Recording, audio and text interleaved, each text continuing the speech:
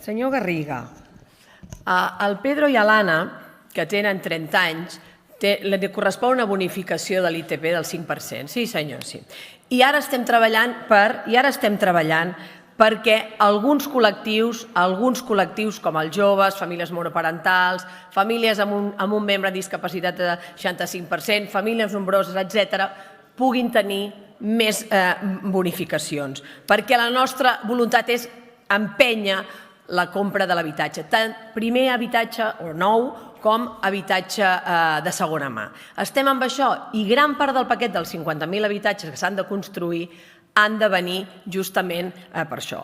Vull dir-li també que diu és que hi ha pocs propietaris, és que s'ha construït poc en els darrers anys. Jo, a Catalunya, el PSC no governava des de fa 15 anys. És a dir que sí, vostè pot donar totes les responsabilitats que vulgui, vostè també governa altres ciutats i comunitats autònomes, doncs, en fi, fem el que faci vostè també en allà, això que ens demana a nosaltres. En tot cas, a mi em molesta una mica aquesta demagògia, perquè a mi m'agradaria també que al Pedro i a l'Anna vostè, a part de dir-li això, no, menys impostos i amb menys impostos podria vostè comprar habitatge, vostè li expliqui la segona part d'aquest conte, que és que si vostè baixen els impostos, i aquí ningú paga impostos, esto es la selva, es sálvese quien pueda. Per què? Per què? Ai, mare meva, jo de veritat, me cuesta, Cid, esto, me cuesta. Miri, quina sanitat deixaran vostès? Quina sanitat tindran? Quina educació tindran? Quines carreteres?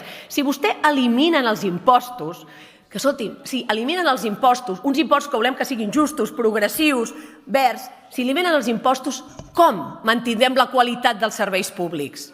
Com la mantindrem, la qualitat dels serveis públics? De l'educació, de la sanitat, de les carreteres? No, evidentment, perquè vostès no volen serveis públics, perquè els és igual als serveis públics, perquè vostè ja tindrà la mútua sanitària, portarà el nen a l'escola privada, etc. Que home, esclar, perquè si baixem els impostos i no tenim ingressos, no podem fer despesa per tothom. Sí, la garantia de la gent vulnerable, dels pobres, de la classe treballadora, és justament l'estat del benestar.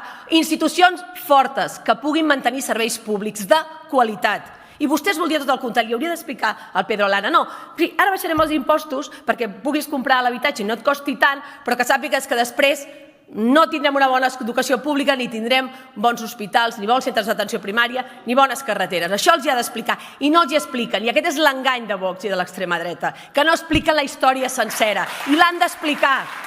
I hem de fer molta pedagogia nosaltres, és veritat, hem de fer molta pedagogia. Perquè s'ha d'explicar tot. Ara haurem d'ajudar, és veritat, fiscalment, aquelles famílies que més ho necessitin, clar que sí. I que paguin més els que menys té, el que més té, el que més guanya, el que més hereta. Sí, el que més contamina. Això tampoc li agrada a vostè, senyor Garriga. Doncs sí, que pagui més qui més té, qui més guanya, qui més hereta i qui més contamina. I en canvi, beneficiem aquells que tenen més dificultats. Això és el que nosaltres estem fent i farem encara amb més ambició, com li deia, amb aquests acords que espero que puguem fer amb Esquerra Republicana i els comuns en matèria de fiscalitat. Amb vostès mai pactarem res en aquest àmbit perquè, a més, entre vostès i nosaltres no tenim res a veure en el que fa referència al model de societat que volem compartir. Vostè aquí alabant el règim anterior. En fin, con esto queda todo dicho. Molt bona tarda.